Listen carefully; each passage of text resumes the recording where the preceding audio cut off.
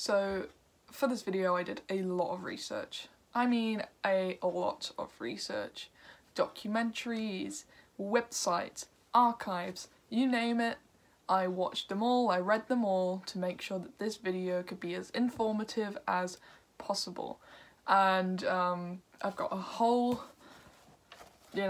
couple of pages worth of information to talk about today, and hopefully this will be interesting to you people out there who are into progressive music, and maybe you'll discover something that you didn't know before, maybe new groups or just information you didn't know about certain groups. So yeah, I'm wearing a appropriate shirt for today's video. This is a Soft Machine shirt.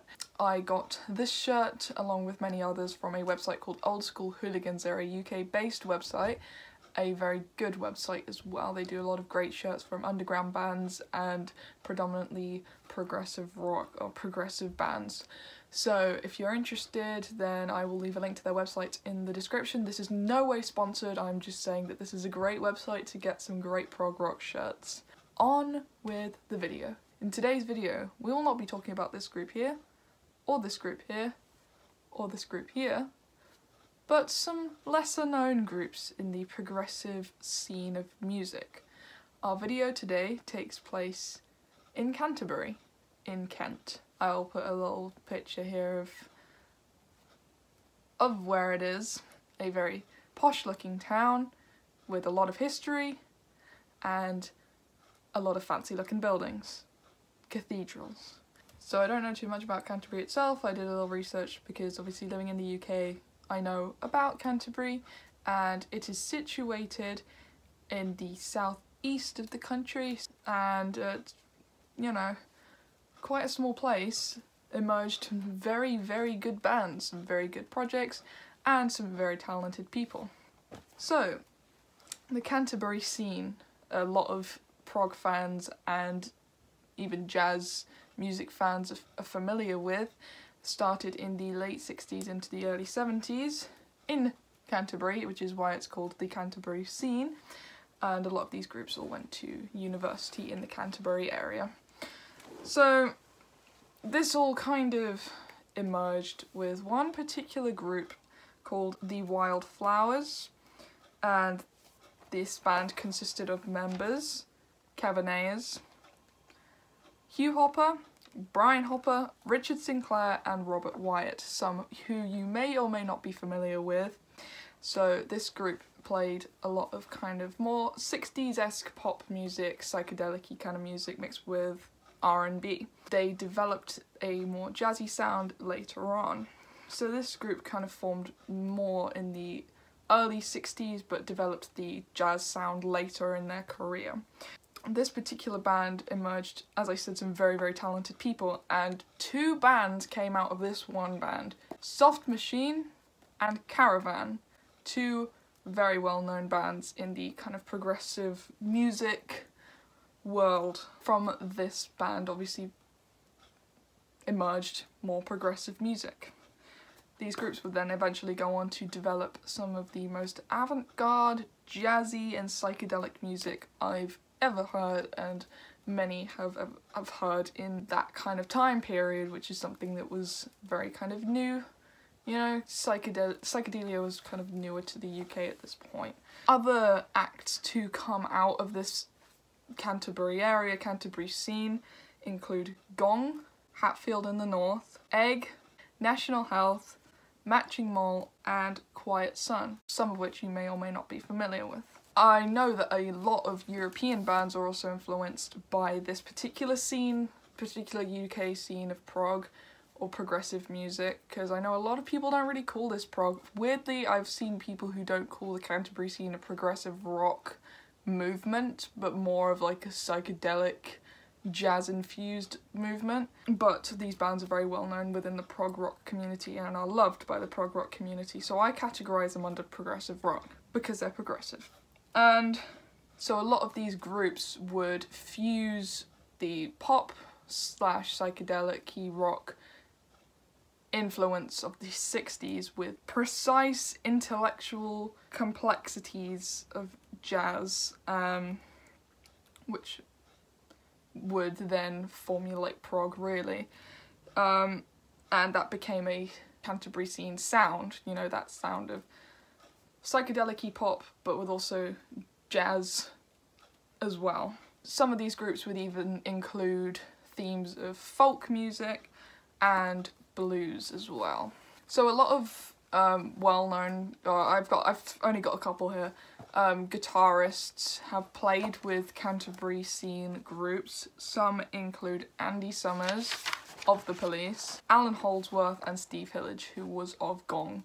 So as I said, Soft Machine and Caravan are the kind of pioneers really of the Canterbury scene. You've got the other groups that I mentioned before, but those two kind of dominated that scene in particular. In that kind of underground scene of English psychedelic / prog music, because you had, you know, bands like Yes who were emerging more towards the London area, but you had obviously had Soft Machine and Caravan who were in a different part of the country, who were also making their name widely available. When the early 70s came around, a lot of these groups had a lot of lineup changes, and I read online that Soft Machine had 30 members in total. I mean, that's almost nearly comparable with King Crimson.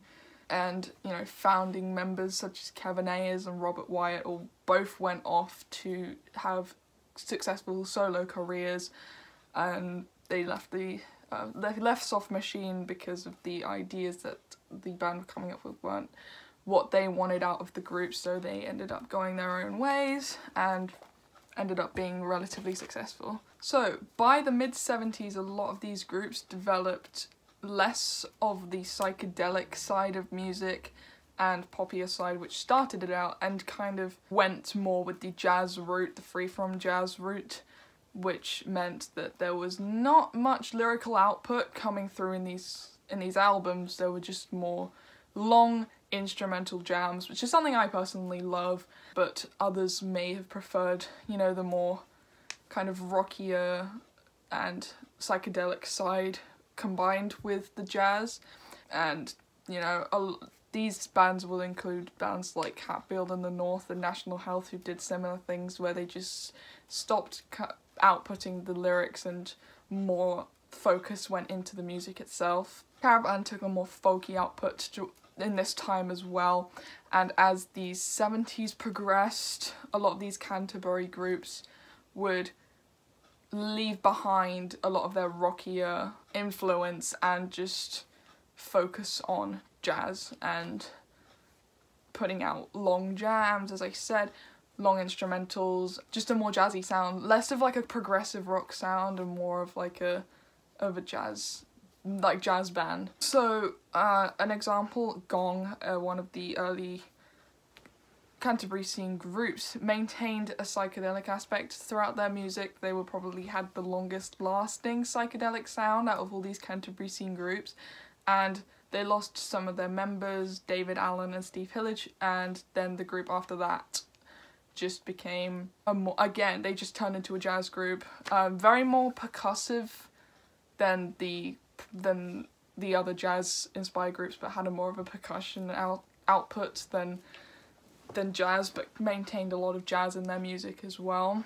As all of you know, by the end of the 70s, more actually mid to end, progressive rock was dying. It died basically because punk came along and new wave completely squashed it, and it was very uncool to like prog, and it was very much of its time. People were losing interest in long extended pieces of music and long instrumentation. Songs about like fairy tales and stuff like that, that was just like becoming very much uncool, and if you even mentioned that you like prog, you were probably laughed at. I can't say from experience because I was not born then, but that's what I read up about. Music just completely lost its complexity. So all these complex rhythms, all these lyrical content, all this kind of long extended jamming music started to shorten, and music became, you know, playing the same couple of riffs over and over and over again, which is what punk is.